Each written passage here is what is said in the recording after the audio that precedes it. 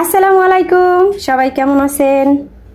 এই যে আজকে আমি দুপুরে রান্না করব হলো আইর মাছ, বাঘা আইর মাছ।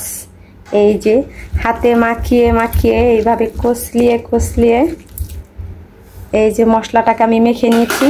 এখন পুরা মাছটাকে আমি মাখায়া বসাই দেবো। আসলে আমি একা দিয়ে ক্যামেরা ধরি, তো এই জন্য পুরা ফুল বা বিয়া করতে পারি না। আমার একা কেউ ধরার মতো, ক্যামেরা ধরার মতো লোক নাই, তাই এই যে মাখাই নিলাম। এখন আমি চুলায় বসাই দেবো। এই যে মাছটা সুন্দরভাবে ভুনা ভুনা হয়ে গেছে।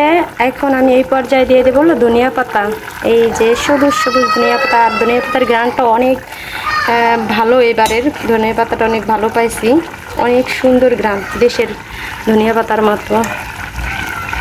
এই যে রান্না হয়ে গেল আমার আইর মাছ। এই যে দেখেন